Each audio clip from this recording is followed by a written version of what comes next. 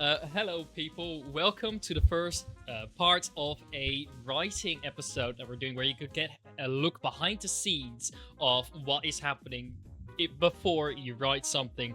Today, we are speaking with an expert, so let's see.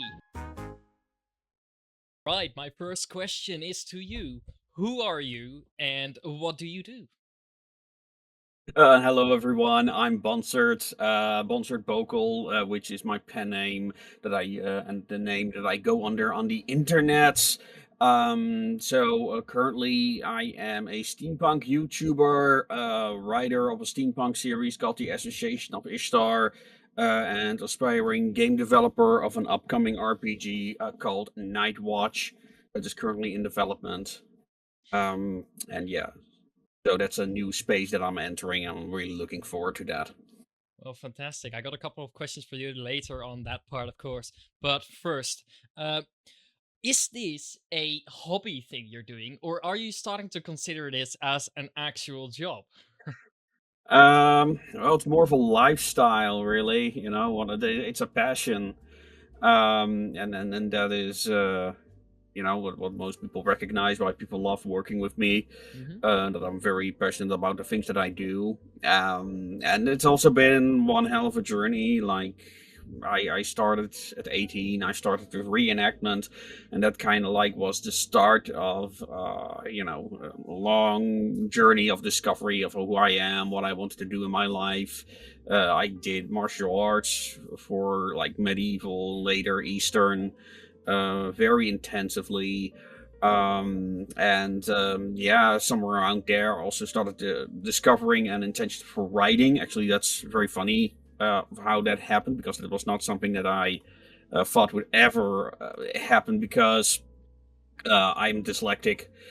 This is something that really hampered my academic career.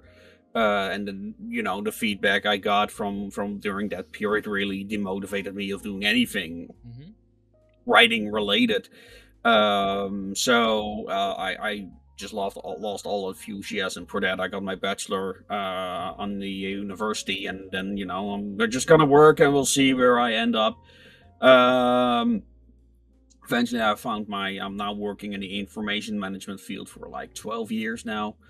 Um, and yeah, during the time, a lot of stuff happens, and like I had a period of depression where I had no clue where I wanted to go or wanted to be. So I sought help with what we call lifestyle coach. And she learned me a lot about myself. And yeah, and she said, you should start writing. And I thought at first that this woman is clearly insane. There's no clue what she's talking about, but I did it anyway. And she said, no, you really should follow this. And thanks to her, I started writing. I did some fantasy. I did some kind of like mixture of sci-fi fantasy Oh, series with a character that was inspired by Inspector Gadget, but cyberpunk. uh John Snowster. I really should cool. bring him back. Yeah, I never I think I wrote like 3 stories with him, but then never continued that. I started like on a fantasy novel as well, kind of like sci-fi fantasy novel, which was with elves, because I was a massive ElfQuest fan at the time. Ooh. Uh, and Yeah, so I had this idea for like a sci-fi fantasy setting with kind of like elves, and also a lot of inspiration from the Dutch Golden Century, Hmm. which is definitely a theme I wanna continue up. It's in part, you can find my interest in that period in here as well. Hmm. Um, yeah, then I quit for a while. Then I kind of like rolled into the steampunk community, the costuming mostly, because of my interest for reenactment. I also wanted to explore that. For some reason, I was really fascinated about, fantasizing about this past that never existed. And I started blogging. It was a blog called Tupperware Steampunk, Hmm. where I first blogged in Dutch, then I blogged in English. Eventually, I I was heavily inspired by people like Duke Walker at the time. He was massive, and Channel Awesome. And it was like a dream of mine. I did start with my own YouTube channel around that period. I think my YouTube channel is like 8 years old now. Aha. And I started working on a series I called the Steampunk Beginner's Guide, which still gets views. I'm still making some episodes, but now my YouTube channel is more focused on my own book series, The Association of Ishtar, where I make videos about its world's history, lore that I do not include in my books themselves because I don't think makes for very interesting reading. Mhm. But we'll see if I'll ever make a novel out of that for the diehard fans. So that's my current quest, finding an audience. That's my biggest challenge at the moment. I know people love my books, but now it's like reach the big audience, and that's also where the whole gaming thing comes in. All right, yes. Wow, you have given us a lot of information to work with right now. So, you saying that you are dyslexic, is that actually something that is a downside to your writing, or is it actually maybe an upside because it takes less Um, long of time well, or something? I mean, we have so many tools now. When I went to university, those tools did not exist. Like now, you've got Mhm. Grammarly, and I really, love using ChatGPT to do my spelling correction. Because nothing, even if I read my story like 5, 6, 7 times, there would always be, because what my brain does, and this is what I learned from my lifestyle coach, Mhm. is that my brain transforms words into images. So it does not see what I've written; it sees what is supposed to be there. Aha. Uh, so so I miss stuff. It's very simply, unless I like really have to focus like on every individual symbol. You know, but yeah, that's the thing. Like, there's so many tools now to help you. You can just put in a text into ChatGPT, say, "Hey, correct the spelling for me," and I'm done. And then it goes to my proofreader, so they can like focus on what we really care about, which is the stories, and not like the minutia of like going over every word, et cetera, et Exactly. cetera, et cetera. Every double space and everything. So there are so much technology now that can help people with dyslexia. Now, speaking of images, like one of the things, and this is also feedback that I get from a lot of writers, maybe you've Mhm. heard it during the Discord calls as well, like, how visual my writing is. Yes. Um, and that ability to, imagine situations. Like a lot of great writers, are dyslexic. But they use that because they're visual thinkers. That's what's dyslexia or such disabilities are associated with, is visual Mhm. thinking. So that's the deal. So it's, yes, it's a disability, but yeah, you can also use it as your strength. But like again, like someone with a wheelchair can learns to basketball with a wheelchair. You can, especially now with all the technology that's available to you.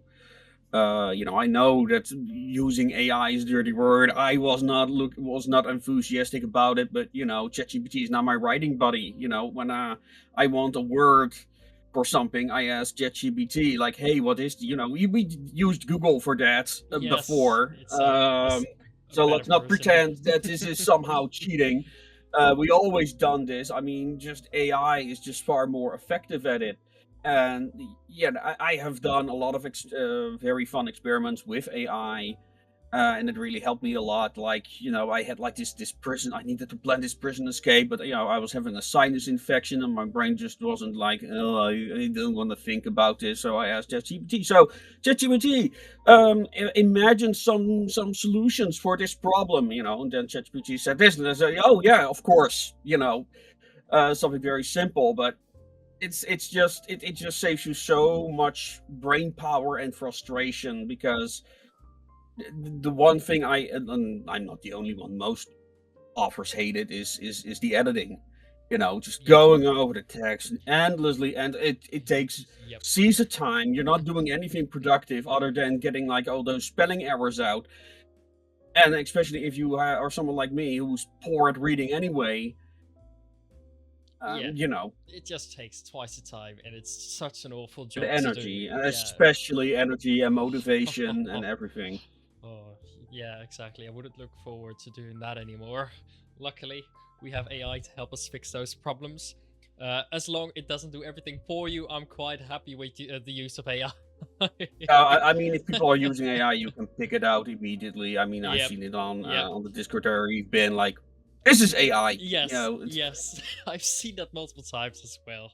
All right, moving off to the subject. Let's just get a little bit more in depth about your actual process for the beginning. So, how did you actually learn to write a good story? As in, did you read a lot of books on how to write a good story, or did you use mostly community feedback? How did it sort of start out? For me, it was just really doing like again. I was a big fan of Duke Walker, so I picked up a lot of stuff from that.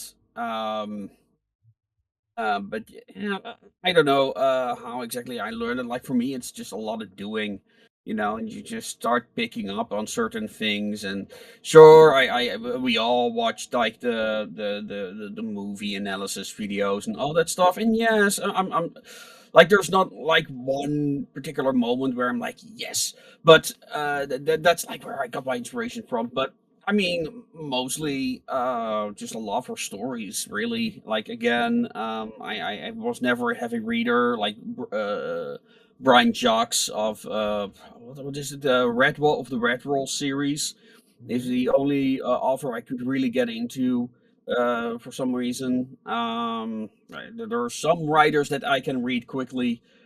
Like am I I but like again, I never really analyzed the writing style of good writers. I mostly analyze the writings of bad writers. Like why Aha. do sentences not flow? I really looked at sentences. Like why is this not working? And I think that's one of the big, and this is also during my own workshops that I gave on my Discord, is Mm-hmm. really like how do you write a sentence? Like what are you trying to do with this sentence?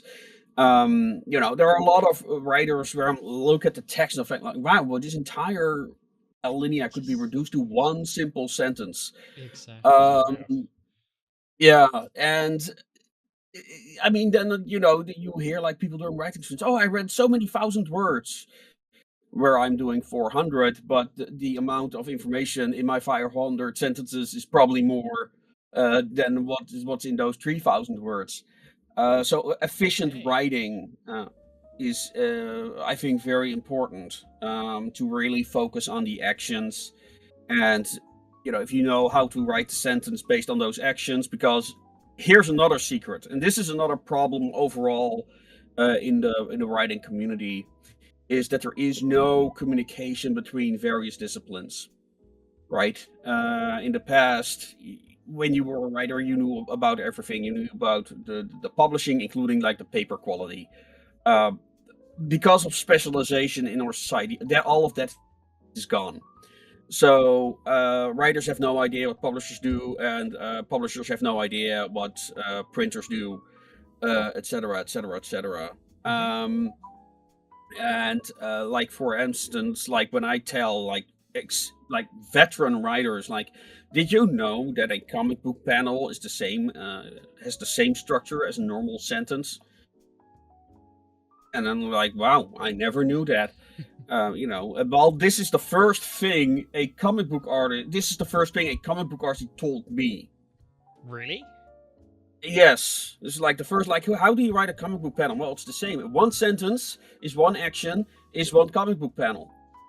Whoa. And Magic. the comic that the first issue of a comic that I wrote called Journey to Elysium, Ruins of Babylon, is based on a short story that I wrote, and I started like applying that knowledge. Can I apply this to the comic? And almost 1 to 1. But again, by the time I already had developed that sentence structure. I mean, I'm still perfecting it. But it's always painful to look back at published works. Like, oh my god, this How is so bad? no. Especially when I'm preparing workshops, I look at some of my old work for examples, and then I'm like, oh god, no, this needs to be rewritten. But most people don't notice, fortunately. That's Fortunately, very fortunately. Well, yeah, it's you're always too critical on yourself. I think that helps a lot in your ongoing process to develop better writing skills. Is always to oh yeah, yeah. definitely. But I mean, one thing I also stopped doing this I learned during the creation of my first novel, called Euphoria. The first thing I learned from that I should not do any world design.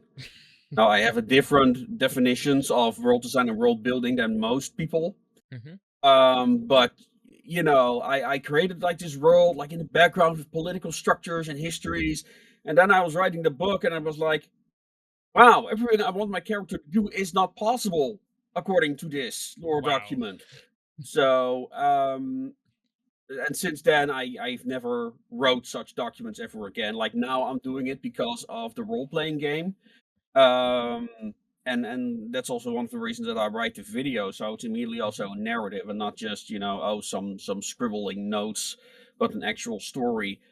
Um, but yeah, that was a very important lesson. And what do people talk about whenever we are in the Discord calls, right? It's about Hmm. writing such lore documents. Now, I have learned from a seminar that I attended this year, which was about writing a neurodivergence, that this is Hmm. actually a very good exercise for people who are neurodivergent in some way, that they have this need to write that.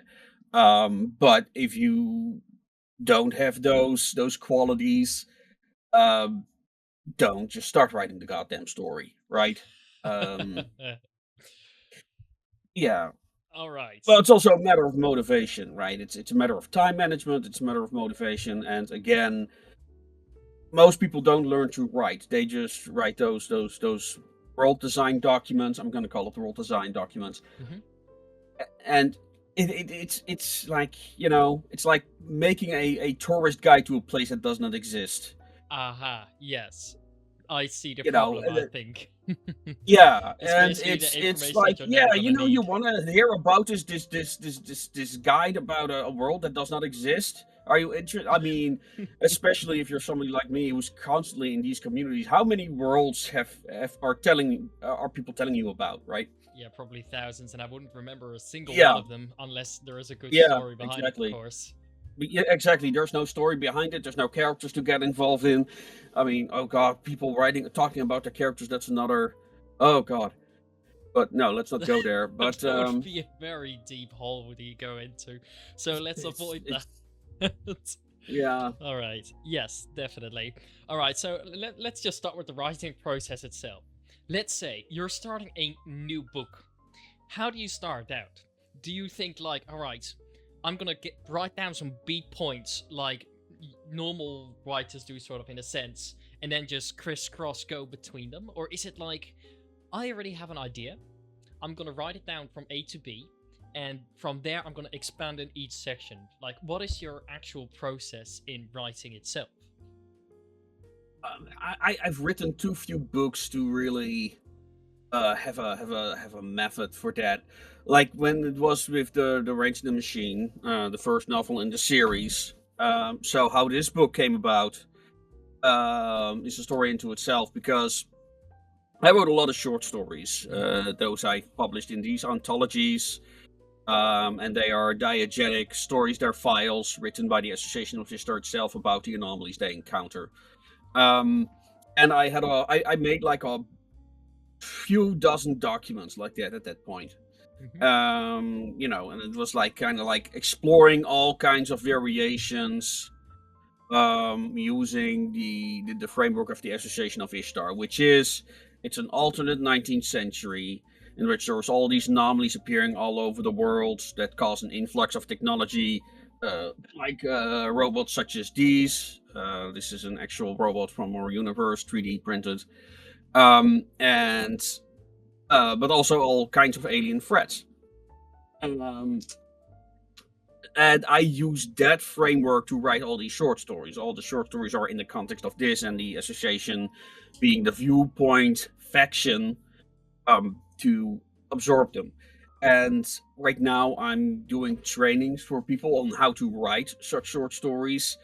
And I want them to start with a 150 word segment. And the reason for that is twofold. One of them is it's a YouTube short. It's 1 minute of recordable audio, approximately, give or take, depending on the words you use. But it also helps me to help writers create a hook. Mm-hmm. Because that's because no one teaches people how to write high concept. I'm a high concept writer, which is its own rabbit hole. Yeah, I was gonna go when you're into talking that to me. later on. So Yeah. but alright. But yeah, in that case, your story really needs a hook. Like, for example, think of movies like Friday the 13th, movies Aha. like Alien, Aliens, Nightmare on Elm Street. Like, all those movies have a hook. All of them are high concept. So I'm teaching people through that exercise, like, how do you create a hook? And because it's only 150 words, I can easily zoom in and say, yeah, all of this is padding. That's not interesting. But there you state a fact. That's what I'm interested in. And then you kind of like, okay, so this is the situation. This is the hook. Okay. Therefore, things start to happen. What are they? It can be one thing. It can be three things. Then you like explore every therefore, and that's kind of like your story. That range of questions. And that is kind of like what I'm now teaching people through these Association of Ishtar workshops. And then we explore them like bit by bit, like how can you explore such topics, in this case, diegetically. And yeah, that's exactly what this is. Where I had a bunch of these stories. Publisher said, we love the stories, but we cannot publish them. Mm-hmm. Because, it's diegetic. People are not going to get it. So we want you to write a novel. And that became this book. It has the short stories included because they're diegetic. They're actual files that exist in the world. And the main character, Allborough, who's here in the corner, finds those files and therefore reads them. And therefore the reader gets to read them. And all those short stories suit that framework, but they're also kind of like cobbled together in one big conspiracy as well. Mm-hmm. So and I had no plan on how those stories were gonna fit together when I started writing The Wrench in the Machine. Mm-hmm. I basically just started, okay, I had this idea. I had this idea that some stories were connected in some way, either through theme or because it was another therefore situation. This thing exists, therefore this thing must exist. So you basically get go. sort of I want this to happen, so this needs to be there before that to make it happen. Yeah, therefore this must exist, therefore this will happen, and therefore this reaction or event will take place. So that's kind of like the high concept structure, if you can call it that. Mm-hmm. But I basically had this idea for The Wrench in the Machine that it starts out very normal, because I wanted this to be an entry book for people who are new to the concept, new to the series. It was really written with that intention in mind. So it started very grounded. Like, it's a Victorian murder mystery. But how did you get that as inspiration? Like, what was the inspiration that made you choose that subject? Like, when my parents were still alive, we watched a lot of those English police series, like A Touch of Frost, and all those series. So it was like, for me, that's kind of like, as a Dutch person, kind of like the top of Britishness, But yeah, so for me, that was like, the what everyone knows. That's the familiar part, right? But there were already those elements, and a lot of people call it Love Holmesian, because like it is like there are elements of Sherlock Holmes there, which of course I loved as a child. Yes, but there's also like this dark, mysterious undercurrent that is more like cosmic horror, and I think that's like one of the strengths of my books, that there's always that current of mystery. There's always that current of like, it's not necessarily supernatural, but there's always something else There's going something on. off. There is something There's not something completely off, right. something that's untangible. And so a lot of people, even when they just started reading the book, like in the first few chapters, like, wow, this really feels Lovecraftian, but also Sherlock Holmes. So yeah, love Holmesian. I did not come up with that term myself. And um that's yeah, but then it turns out that the murderer is like a cyborg, and that's like the first step into like goddamn insanity. So like, you've got normality, it gets interrupted, then you go back to normality, but now you've got this guy talking about there's a cyborg, and it's like everyone's like, what are you talking about? So it becomes kind of like an X Files of the guy that believes, and the rest does not. Right. Um, and I think that one of the problems with, especially most steampunk that you see today, is mostly gaslamp fantasy, Hmm. and it doesn't have that, because the strange is the normal in those worlds. So So it doesn't get treated as being strange, it, sort of. It no, just. no, it's like, oh, he has a clockwork steed. Wow, How how fun. How special in this special. world where we've got like zeppelins with entire airship fleets, and it Yeah. becomes rather underwhelming. You just see the writer struggle, like, oh goddamn, now I need to like invent another like weird contraption, because I already had like a six-legged horse that farts lightning in the other scene, so now I must have something else. So um they're crazy. Instead of doing what you do with, therefore this must happen, they just kind of go along with it, create infinite cycles, and create yeah, infinite they're problems for trying to, themselves. yeah, no, it's just an aesthetic at that point, right? And that's kind of why so many companies are interested in my IP, is that it's not. And because like, the real, for me, like, good steampunk is cyberpunk in the past. Hmm. For me, that is the steampunk literary genre supposed to be. Like, I did not come up with that. That's how Bruce Sterling, who's considered one of the founding fathers of the steampunk literary genre, described it, and I love that design. I mean, they were cyberpunk writers, right? Steampunk literally comes from cyberpunk. Um, but yeah, that got taken up, and then you had like the aesthetic that people now call steampunk develop around the same time. Although that was already around a lot longer. Like that aesthetic like erupted somewhere in the 19, as early as the 1920s, really. But it kind of like found its niche in the steampunk literary genre, and then also the communities, the costume communities, which are three different subjects. Um, but yeah, I think because of that confusion around like, what is steampunk, and it's like, well, I would say there are three different things. What everyone talks about is those one thing. So that's why you get like everything is gaslamp fantasy. Um, because they do not separate the aesthetics from the literary genre. I think if you would ask people who write such books, they wouldn't even know the cyberpunk in the past definition. Hmm. All right, that's very, yeah. But okay, let's get a little bit back to releasing your first book. What was the process that was happening? Like, how did you manage to contact a seller that was absolutely willing to publish your book? Um, so, well, through my contacts, there was one small publishing, Heads Cross Steampunk. Publishing Heads Cross Steampunk is like a kind of like a costume group, like many others. They did make like amazing vehicles and cars and stuff like, and they also like created kind of like small publishing company. But I mean, so yeah, and they loved it.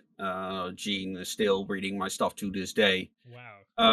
But it was still more self-publishing, and I still self-publish. Like, now I'm talking to actual serious partners, including a Dutch one, about possibly doing like more traditional publishing. But until now, I've really done it all through Kickstarter. Woohoo. That's how where I found my biggest audience up till now. I mean, I'm also going to events in the Netherlands, like mostly the Rijswijk Fantasy Fest Rijswijk events such as that. Um, but yeah, my American audience I found mostly through Kickstarter. That's why we're also preparing a Kickstarter right now for the role playing game. My last book, The Casket Girls, was also like a big success. Like for like if you have like like actual interesting ideas, your place is probably going to be Kickstarter for the first time, unless you Hmm. found a publisher who's willing to take risk with, you know, because like one thing of the published steampunk things is that they always have references to historical characters or literary heroes. So that they are easier to resemble to, and yeah, I see it. They Yeah, want to not try and go into an unfamiliar setting, if I understand that. They don't yeah. like taking risks. Ui, Yeah, that's not a great thing yeah, to and do. I mean, I understand it, but I mean, you know, it prevents. I mean, if it was up to the mainstream media, there would be no steampunk at all. Like, what's so interesting about steampunk as a phenomena is that it's an actually self-made thing. Like, it was not EA or all any of those companies who made steampunk what it is today. Uh, it's a genuinely crowd-funded community who organize their own events, make their own costumes. You know, then kind of like it became big and started appearing everywhere on Amazon. Yeah, that's when that started to get through to people. I started losing interest because everyone was literally wearing the same Amazon stuff. Um, yeah, That's quite funny. and so yeah, so you could see like that's from Amazon, that's from Amazon, that's from Amazon. So the whole character of DIY that was disappearing. It doesn't mean there are no fantastic Steam makers, but I mean, if you look at the quantity of such new things, if you look up steampunk on places like Google, you'll get results from 2012, Yeah, right? true. Yeah. Yeah, and that's yeah. That I think that sums it up. That the steampunk's costume community got like stuck in the 2012s, with some exceptions here and there, but yeah, they're also starting to kind of like disappear. So yeah, so that's also one of the reasons that I'm focusing on gaming and writing, and finding my entrance way into that. And so far, the reactions have been very positive, a lot of interest, from people who matter to me, so to speak. Yes. Um, and yeah, we'll see where I am in 2 years. All right, I just got a few more questions. Let's not make it too long for you, of course. Let's just start about character development. Like we know about that you love steampunk and that you are very great with the world building in it, and you do some proper research and actual history. But let's turn to the character. For instance, the doll in the adventure. Yes, absolutely that one. How did you come up with that concept, and how would you create the proper dialogue between the characters and the yeah. So the doll Enwin over here, she already appears here on the cover of the Wrench in the Machine. Um, Ooh. and the idea is that the girl on the cover, that's Igraine. And she's also a crowd favorite. She has her own book called Bound for the Sticks, which is about her going to one of these other worlds. But yeah, so the idea behind Igraine and Anwin is that Igraine is one of those happy accidents, where I had this idea about, like there was this argument in on Facebook about, oh, that there's this statement in science fiction like, oh, that technology so advanced it can hardly be distinguished from magic, by Clark. I forgot his full name, but that's the Clark rule of science fiction. And a lot of people started like to interpret that like, oh well, if it's indistinguishable, you might as well just use magic for your science fiction, which Aha. is Yeah. of I course, see the problem. not what he meant, and I reject to this day. Um, and so, but then it came to me like, what if there is a character who genuinely believes that her technology is magical? And that's kind of like where Igraine came from. Her story is called S06, She Cannot Go Home Again. And it's about a girl who kind of like grew up in a cyberpunk world, but they think it's magic. Aha. So they are taught from young, they're completely indoctrinated in believing that whatever it is that they have is magical. And this girl by accident gets stranded on the world of the Association of Ishtar through one of these rifts. And the association take care of her. However, with the idea that she'll be returned home. So um then yeah, but then one of these wizards actually appears, very boldly so, because they are genuinely powerful creatures, and they all they came to tell them was leave us the fuck alone, or else. And what about, and then the association asked logically, well, what about the girl? What about her? We cannot let her return because she has been contaminated, as it were. So she is left there.